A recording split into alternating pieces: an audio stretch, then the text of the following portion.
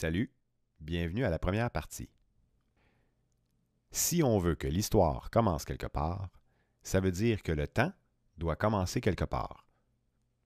Malheureusement pour l'histoire, c'est pas tout le monde qui croit que le temps a un début, et parmi ceux qui croient que le temps a une origine, tout le monde ne place pas cette origine au Big Bang. Regardons pour commencer la théorie de la relativité, qui est à l'origine de la théorie du Big Bang. En relativité, on parle d'espace-temps. L'espace, c'est nos trois dimensions, c'est-à-dire la largeur, la longueur et la hauteur. En relativité, il faut aussi considérer le temps, qui serait notre quatrième dimension. À titre d'exemple, si l'on voulait donner les coordonnées exactes d'une voiture en mouvement sur la Terre, un peu comme un GPS, on pourrait faire passer les axes nord-sud et est-ouest par le centre de la Terre et ajouter un troisième axe pour l'altitude, donc pour la distance au plan formée par les deux premiers axes. Ces trois axes pourraient nous donner une position dans l'espace. Avec une montre, on pourrait alors donner des coordonnées en 4 dimensions. Une seconde, je suis ici. La seconde suivante, je suis ailleurs. D'après la théorie des supercordes, une théorie récente et encore très contestable, naturellement, par son manque d'observation directe, l'univers aurait, peut-être, plus de 11 dimensions. Du Moyen Âge jusqu'au 20e siècle, en Occident, de plus en plus d'hommes de science croyaient que l'univers était éternel et donc que le temps était infini. Contrairement à ce qu'affirmaient la plupart des religions du monde, c'est-à-dire qu'un ou plusieurs dieux avaient créé l'univers à un moment dans le passé. La théorie du Big Bang, élaborée au début du 20e siècle, prédisait un commencement à notre univers, et elle ne fut donc pas acceptée du jour au lendemain par les scientifiques. C'est d'ailleurs à cause de ses allures de théorie créationniste qu'elle fut boudée par des scientifiques pendant plusieurs années, et c'est pour la ridiculiser qu'on lui a donné un nom loufoque. Comme presque tous les amateurs de sciences de son époque, Albert Einstein croyait que l'univers avait toujours existé. Sauf qu'en élaborant sa fameuse théorie de la relativité, il bouleversa le monde de la physique et il fut lui-même surpris par les implications de sa propre théorie. La théorie dit que tous les astres s'attirent et que si l'univers avait toujours existé, tous les astres auraient dû s'être attirés depuis très longtemps. Il faut noter qu'à l'époque d'Albert Einstein, à part quelques planètes, les astres observés dans le ciel semblaient relativement immobiles et contredisaient sa théorie. En vérité, ce ne sont ni les étoiles ni les planètes qui subissent les effets de l'expansion de l'univers. Ce sont les galaxies qui s'éloignent les unes des autres. Et puisque les premiers télescopes pouvant observer les autres galaxies n'existaient pas avant le 20e siècle, jusque-là, personne ne connaissait l'existence d'autres galaxies. Personne ne soupçonnait ce qui se passait autour de nous. Jusque-là, les galaxies nous apparaissaient comme des points lumineux et ressemblaient à n'importe quelle autre étoile dans le ciel. C'est en 1925 qu'Edwin Hubble a observé les premières autres galaxies et que, tout à coup, l'univers est devenu beaucoup plus vaste que nous le croyions jusque-là. 4 ans plus tard, en 1929, toujours fasciné par les galaxies qu'il découvre, Hubble remarque alors que, dans toutes les directions où il regarde, plus les galaxies sont loin de nous, plus elles s'éloignent vite. Un peu comme les débris qui s'éparpillent après une explosion. En fait, la relation entre la distance des galaxies et la vitesse d'éloignement est si constante que si l'on recule le temps, théoriquement, toute la matière converge en un point. Plusieurs de nos observations pointent vers un événement déclencheur il y a environ 13,7 milliards d'années. La constante de Hubble prédit une origine entre 12 et 15 milliards d'années. Mais aussi, aucune étoile ni aucun atome observé n'ont plus de 13 milliards d'années. Grâce à une bonne intuition, la théorie de la relativité prédisait une origine à notre univers, donc à l'espace-temps. Et de nombreuses observations sont venues confirmer ceci par la suite. Bon, en quoi consiste le Big Bang exactement? C'est l'événement qui a tout créé. On le décrit souvent comme une gigantesque explosion de lumière. Mais il faut faire attention aux mots utilisés parce que le Big Bang est un événement unique qui ne ressemble à rien d'autre. Alors que les mots que nous utilisons servent à décrire notre réalité quotidienne. C'est-à-dire que le Big Bang n'est pas une vraie explosion. Comme par exemple, il n'a pas fait de bruit. Donc, il n'y a pas de bang. Il a créé toute la matière, l'énergie, l'espace et le temps. Alors, on peut se poser la question, dans quoi l'univers pourrait-il exploser? En imaginant une explosion, on est tenté de voir un petit point de lumière qui grandit dans un espace vide. L'univers n'est pas dans le vide. C'est l'inverse. Le vide, c'est l'espace grandissant entre la matière. Le vide est l'espace et il est dans l'univers. Soulignons ici que l'espace entre les galaxies n'est pas entièrement vide, car il contient un peu de gaz et des photons de lumière. Alors, pour le moment, l'univers n'est dans rien. Et la science ne peut pas nous aider. Certains petits futés diraient que l'univers est son propre contenant. Mais entre vous et moi, cette tournure de phrase astucieuse trahit en fait notre incapacité à parler de l'extérieur de l'univers avec des mots qui servent à décrire l'intérieur. Nous ne savons pas dans quoi est l'univers. Cela dit, il a bel et bien un contenu, puisque nous sommes là. Illustrer le Big Bang par une explosion ne donne pas une image totalement exacte. Sur la Terre, les explosions ont un centre et la matière qui explose s'éparpille dans une autre matière, comme par exemple l'air ou l'eau. Dans le cas du Big Bang, l'explosion, à ce qu'on sache, n'a pas d'extérieur. Alors, pour nous aider à comprendre, on pourrait imaginer une règle faite avec un élastique, où tous les marqueurs, 1, 2, 3, 4, 5, seraient empilés au centre.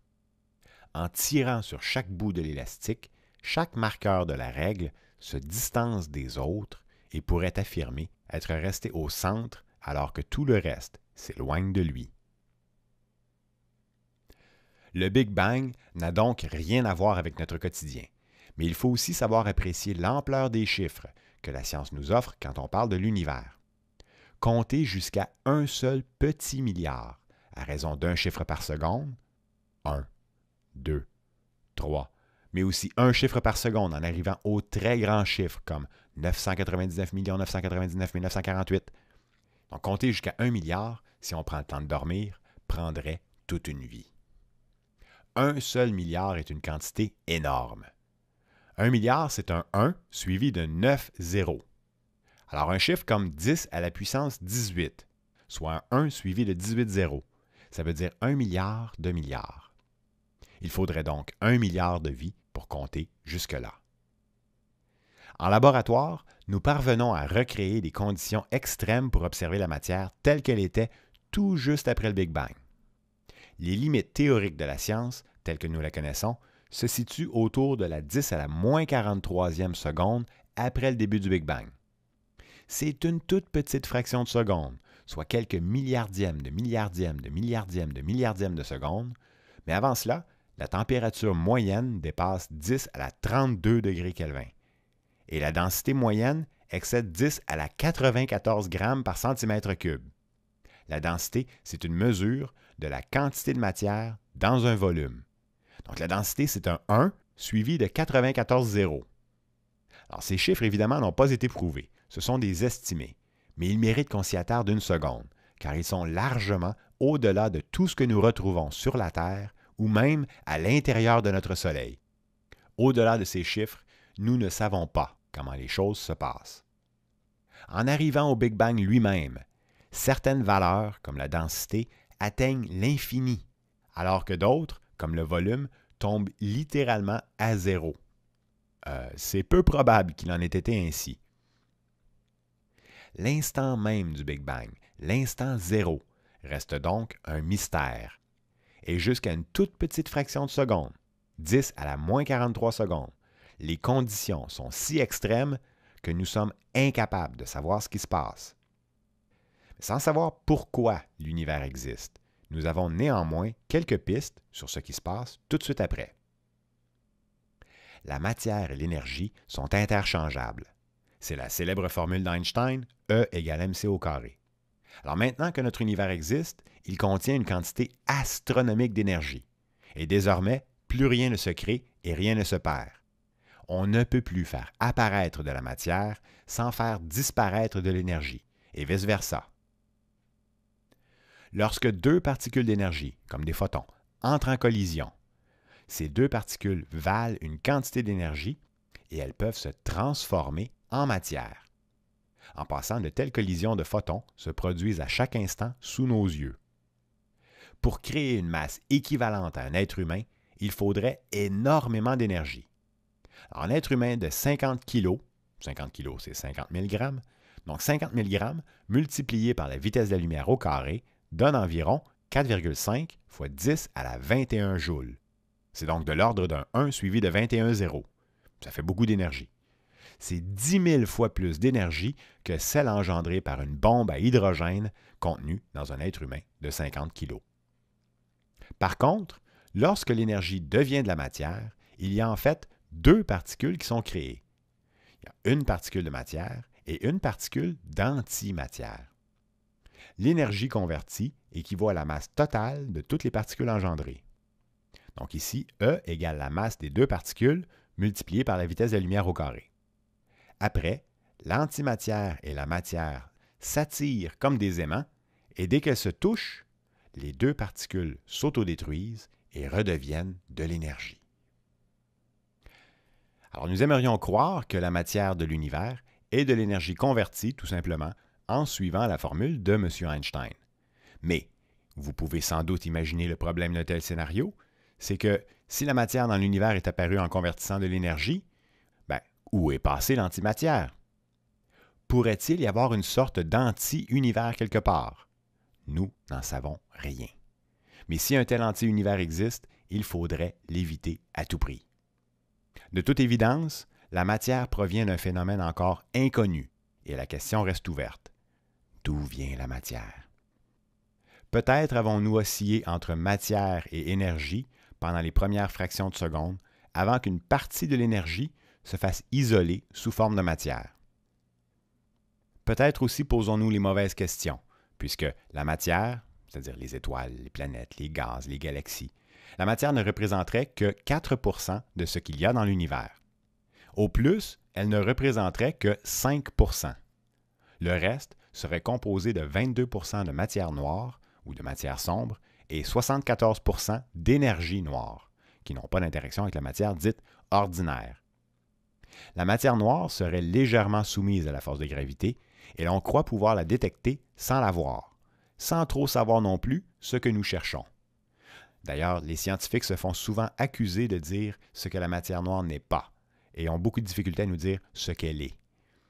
Peut-être y a-t-il un lien avec la formation des galaxies, l'expansion de l'univers et peut-être le déclenchement du Big Bang lui-même. Disons simplement que ces théories sont encore très récentes et largement contestables par leur manque de preuves observables. En ce qui nous concerne, même si la matière ordinaire ne représente qu'une petite fraction de ce qu'il y a dans l'univers, nous, les humains, sommes composés de cette matière et c'est elle qui nous intéresse le plus. Conséquemment, la matière noire ne jouera pas un très grand rôle dans ce récit. Le Big Bang est donc l'aboutissement de plusieurs théories scientifiques acceptées. Chacune de ces théories tend vers cet événement unique, mais nous sommes encore incapables de nous y rendre scientifiquement. Au-delà d'un certain seuil, nous n'avons tout simplement plus affaire avec la matière que nous connaissons, et les conditions sont si extrêmes que nos laboratoires et nos théories ne peuvent pas encore nous aider. La théorie du Big Bang ne parle pas de la cause du Big Bang, seulement de ce qui se passe après. Elle explique simplement que nous sommes dans quelque chose, un univers, qui prend de l'expansion. Le temps ne serait donc pas infini. Il y aurait eu un commencement, c'est-à-dire le Big Bang, que nous appelons l'instant zéro. C'est l'événement qui a tout créé.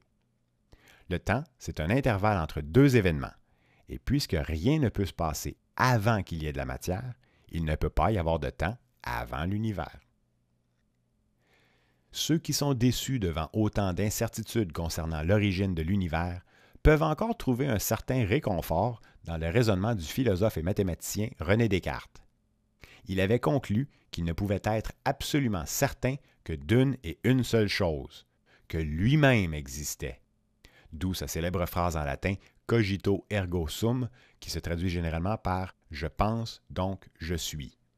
Autrement dit, chacun d'entre nous pourrait croire que le monde entier est le produit de son imagination, que nos expériences sont induites par un démon, dans le cas de René Descartes, ou, pour ceux qui ont vu le film La Matrice, que nous vivons dans un monde virtuel contrôlé par un ordinateur maléfique.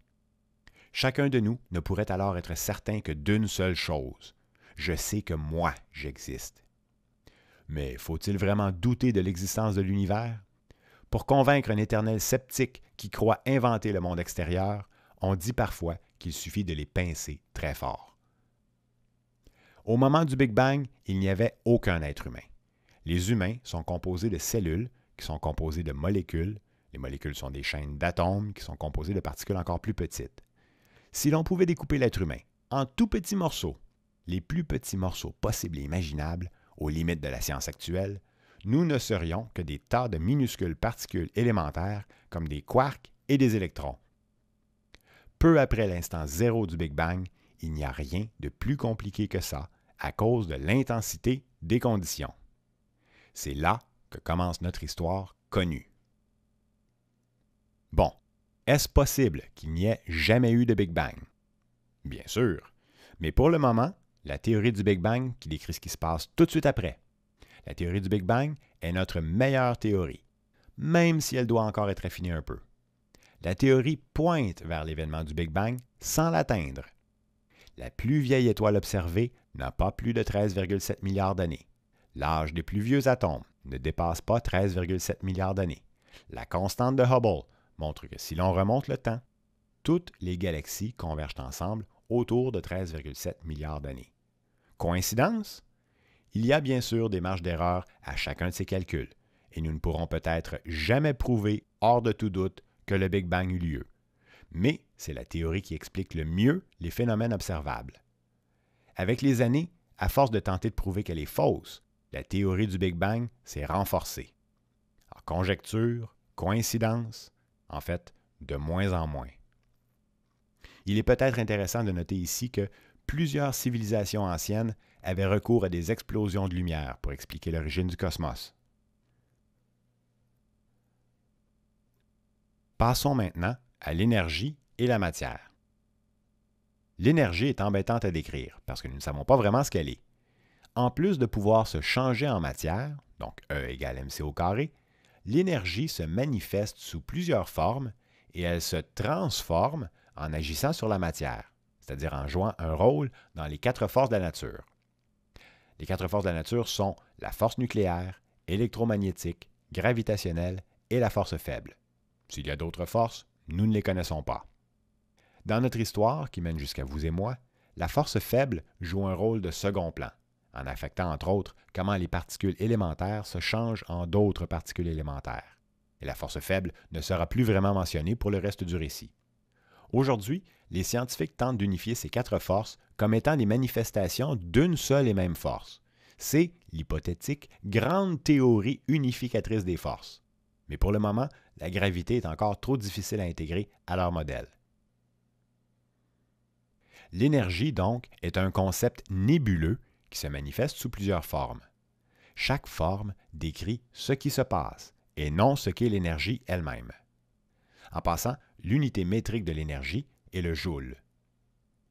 La forme d'énergie la plus apparente, c'est le photon, ou énergie rayonnante. Les photons sont comme des petits grains de lumière qui se promènent à très grande vitesse. Ils sont en même temps des particules qui voyagent en ligne droite et des ondes qui voyagent en ondulant. Et oui, ceci est un paradoxe. La couleur de la lumière dépend de la longueur d'onde de la particule. Quand un photon contient beaucoup d'énergie, la longueur d'onde est très courte. du plus énergisé au moins énergisé, nous retrouvons les rayons gamma, les rayons X, les ondes ultraviolettes, l'arc-en-ciel de couleur visible, du violet jusqu'au rouge, puis les ondes infrarouges, et ainsi de suite, jusqu'aux ondes radio, qui ont la longueur d'onde la plus longue et sont conséquemment les moins chargées d'énergie. L'énergie peut être émise en nouveaux photons de couleurs différentes, donc à une fréquence d'onde différente de celle absorbée, ou encore elle peut être émise sous une autre forme, complètement. Alors l'énergie peut aussi se manifester sous forme de chaleur, ou énergie calorifique. La chaleur est embêtante à décrire, même que les dictionnaires nous renvoient parfois la question en la décrivant comme une forme d'énergie. La chaleur, c'est le déplacement de l'énergie d'un endroit où il y en a beaucoup, le chaud, vers un endroit où il y en a moins, le froid. Lorsqu'on touche à un objet froid avec la main, ce n'est pas le froid de l'objet qui se propage, mais la chaleur qui quitte notre main. Un objet en bois, qui serait à 10 degrés Celsius, pourrait nous paraître moins froid que du métal à 15 degrés Celsius. C'est-à-dire que le bois absorbe lentement la chaleur de notre main, alors que l'énergie se déplace plus facilement dans un métal, qui peut alors aspirer plus d'énergie de notre main. Prendre la température, c'est mesurer la moyenne d'énergie, donc de chaleur, qu'un endroit donne à son environnement. Et finalement, l'énergie peut se présenter sous forme de matière en mouvement. C'est l'énergie cinétique ou énergie mécanique. Par exemple, une boule de billard en mouvement qui frappe une autre boule peut transmettre une partie de son énergie de mouvement à la deuxième boule. L'énergie est alors séparée entre les deux boules qui partent chacune dans leur direction, mais chacune allant un peu moins vite que la vitesse initiale de la première boule. La force de gravité, que nous verrons plus tard, attire tous les objets les uns vers les autres, et elle transforme ainsi leur énergie potentielle en mouvement. En passant, l'énergie potentielle d'un objet, ou énergie gravitationnelle, représente l'énergie qui sera convertie en énergie de mouvement quand l'objet tombera vers un autre objet. Alors, c'est grâce à l'expansion du Big Bang, donc la poussée initiale qui met tout en mouvement, c'est grâce à l'expansion du Big Bang que certains objets peuvent maintenant tomber les uns vers les autres et transformer leur énergie potentielle en mouvement. Maintenant, lorsqu'elle rencontre la matière, l'énergie s'échappe souvent sous plusieurs formes en même temps. Alors, par exemple, lorsqu'on frappe un clou avec un marteau, l'énergie de mouvement du marteau est transférée dans le clou qui s'enfonce, mais une petite partie de l'énergie est convertie en bruit, donc en mouvement de l'air.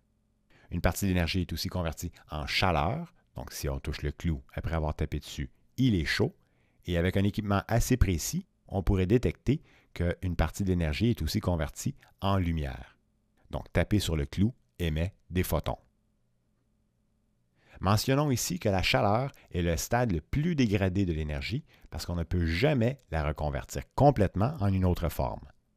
À titre d'exemple, si on avait 10 joules de photons, on pourrait les convertir en 10 joules de chaleur, mais avec 10 joules de chaleur, on ne pourrait pas les reconvertir entièrement en 10 joules de photons. Il faudrait plus de chaleur pour engendrer 10 joules de photons et laisser derrière un résidu de chaleur. Ce sont en fait ces petits changements de forme qui nous empêchent de contenir l'énergie à un endroit. Alors, même si rien ne se crée et que rien ne se perd, et qu'il y aura toujours la même quantité totale d'énergie dans l'univers, cette énergie aura toujours tendance à se disperser pour qu'il y ait la même quantité partout. La seconde loi de la thermodynamique, bien connue des physiciens, dit qu'il y a toujours un peu d'énergie qui s'échappe, malgré tous nos efforts pour la contenir. En conséquence, toute l'énergie de l'univers se dispersera jusqu'à ce qu'il y ait la même quantité partout. Or, dans un univers en expansion, cette quantité sera nécessairement très petite. Alors, nous parlons présentement des débuts de l'univers, mais il est légitime de se demander à quoi ressemblera la fin de l'univers. Autrement dit, est-ce que la matière et l'énergie vont se disperser indéfiniment? Selon nos connaissances actuelles, il semble que oui. La force de gravité, selon la théorie de la relativité, nous dit que tous les objets de l'univers s'attirent. La Terre, par exemple, nous attire continuellement vers son centre. Et il n'existe pas de limite de distance à la force de gravité. Et même si la force d'attraction qu'elle exerce est très faible, la Terre attire aussi les étoiles à l'autre bout de l'univers. Et inversement, ces étoiles distantes nous attirent aussi. Nous sommes en train de tomber excessivement lentement vers l'étoile la plus lointaine de l'univers. Il existe cependant un seuil critique, une vitesse limite à partir de laquelle on ne retombe jamais. Si nous lançons une balle dans les airs, par exemple, sa vitesse sera insuffisante pour quitter la Terre et elle finira par ralentir, s'arrêter et accélérer vers la Terre. Mais si l'on propulse une fusée avec assez de poussée, c'est-à-dire avec assez d'énergie de mouvement, la fusée peut quitter la Terre et partir dans l'espace sans jamais revenir. Au-delà de son seuil critique, la Terre n'exerce plus assez de gravité pour retenir la fusée et la distance parcourue pour s'éloigner sera toujours plus grande que la distance parcourue en sens inverse pour retomber sur la Terre. Notons encore une fois que la Terre ne cessera jamais d'attirer la fusée, mais que la force d'attraction sera insuffisante pour faire retomber la fusée. La force de gravité qui tire sur la fusée diminue très rapidement en s'éloignant. C'est notamment le cas de la Lune, notre seul satellite. Si la Lune tournait un peu plus lentement autour de la Terre, son orbite se rapprocherait progressivement et elle finirait littéralement par tomber sur la Terre, ce qui serait plus qu'un petit inconvénient pour toutes les formes de vie que nous connaissons. En ce moment, la Lune s'éloigne de 2 à 3 cm par année et elle finira par nous quitter définitivement. Selon nos connaissances actuelles, la vitesse d'expansion de l'univers est trop rapide pour que la gravité puisse l'arrêter. Si la gravité était plus forte, toute la matière de l'univers ralentirait, s'arrêterait, puis se mettrait à se rapprocher à nouveau pour éventuellement converger en un point. Ce scénario, c'est l'inverse du Big Bang et il porte le nom peu rassurant de Big Crunch, car toute la matière se ferait écraser au même endroit et puis plus rien n'existerait. Selon les estimés de la science actuelle, l'expansion de l'univers va plus vite que le seuil critique et l'univers poursuivra son expansion en se refroidissant et en se raréfiant. En vérité, tant que nous n'aurons pas compris pourquoi l'univers est en expansion, nous pouvons toujours envisager qu'il se mette subitement à se contracter. Peu de temps après le Big Bang, la matière et l'énergie continuent leur danse d'absorption et d'émission, et toute la matière se réduit à de petites particules. Rappelons-le, un être humain est composé de cellules. Ces cellules sont composées de molécules, qui sont en fait des chaînes d'atomes. Les noyaux d'atomes sont des assemblages de protons et de neutrons, qui sont eux-mêmes composés de particules plus petites, nommées quarks. Quelques fractions de secondes après le Big Bang, tous nos quarks étaient là. Chaque particule est toujours en mouvement. En fait, les particules sont en mouvement, mais ne sont pas nécessairement en train de se déplacer sur de longues distances. Elles vibrent. Et plus une particule a absorbé de l'énergie, plus elle vibre rapidement. Le seul moment où une particule cesse de bouger est lorsqu'elle n'a plus du tout d'énergie. Il n'y a rien de plus froid que l'absence totale de chaleur. Et c'est ce que nous appelons le zéro absolu, que nous estimons en laboratoire à 273,15 degrés Celsius sous zéro. Cette température sert de point de départ aux degrés Kelvin qui n'ont pas de valeur négative. Pendant la première seconde de l'existence de l'univers, les particules absorbent et émettent de la radiation très intense sous forme de rayons gamma et de rayons X. Les particules ambiantes sont encore plus rapprochées qu'au centre de notre Soleil. La densité de tout l'univers dépasse de loin celle de notre Soleil. Et les particules vibrent à toute allure, ce qui cause de violentes collisions avec d'autres particules. En résumé, nous devons admettre que cette première partie est truffée d'incertitudes. Nous ne savons pas dans quoi est l'univers, ni pourquoi il existe, ni pourquoi il est en expansion, ni s'il possède 4 ou 11 dimensions ou plus, ni d'où viennent l'énergie et la matière. Si le temps commence bel et bien quelque part, l'instant zéro, le Big Bang lui-même, nous échappe totalement. Cela dit, à peine une toute petite fraction de seconde plus tard, nous avons de nombreuses observations venant confirmer que notre univers était dans un état totalement chaotique, que la température et la densité excédaient de loin tout ce que nous pouvons observer à l'heure actuelle, et, bien sûr, qu'il est en expansion fulgurante depuis environ 13,7 milliards d'années.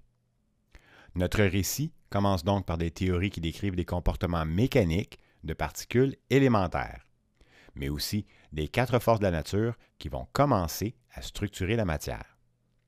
Avant de terminer, il peut être intéressant et même étonnant de voir qu'aujourd'hui, les opposants à la théorie du Big Bang sont souvent des créationnistes, c'est-à-dire qui croient que l'univers fut créé à un moment dans le passé, alors que les scientifiques, qui croyaient à notre univers éternel il y a un siècle, croient maintenant être sur la bonne piste avec la théorie du Big Bang.